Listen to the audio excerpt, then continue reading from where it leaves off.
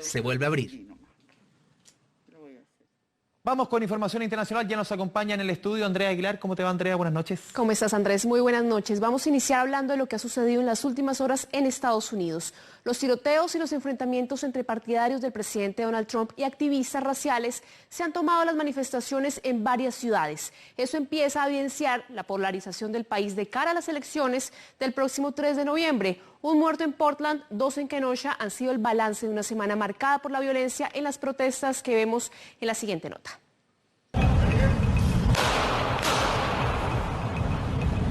Nuevamente, las imágenes de un hombre abaleado en medio de las protestas en Estados Unidos vuelven a recorrer el mundo como el símbolo de un país que ha empezado a pasar de la polarización política a la violencia entre quienes piensan distinto.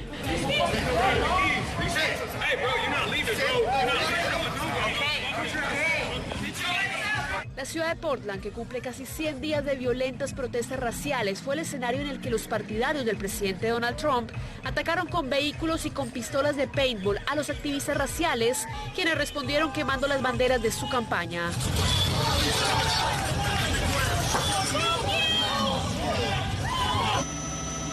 La tarde marcada por la tensión entre partidarios y detractores de Trump terminó con la muerte de un hombre que llevaba una gorra del grupo Patriot Prayer, un colectivo de extrema derecha que se ha enfrentado con los manifestantes que exigen justicia social para los afroamericanos.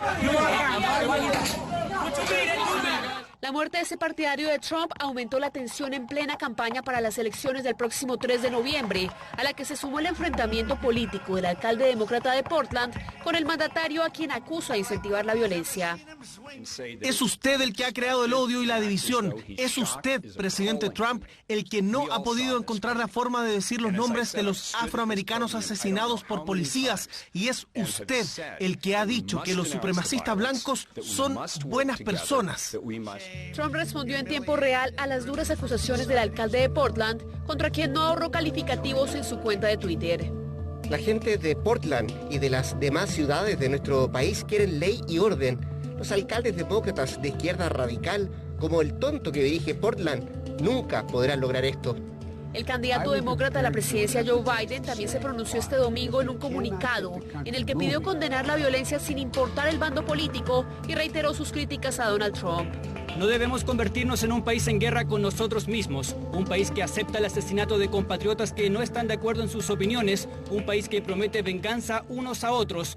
Pero ese es el Estados Unidos que el presidente Trump quiere que seamos. Pero para el mandatario norteamericano la única solución es la aplicación de su eslogan de ley y orden y el envío de militares para reducir las protestas raciales en la única ciudad en la que no han parado desde finales de mayo.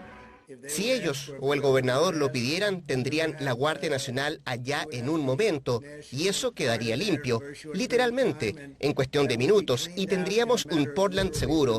Es ridículo que sigan así. Calificativos y acusaciones entre demócratas y republicanos son apenas la punta del iceberg de una polarización política que se ha incrementado a 2 meses de unas elecciones, pero que para los expertos viene de mucho más atrás.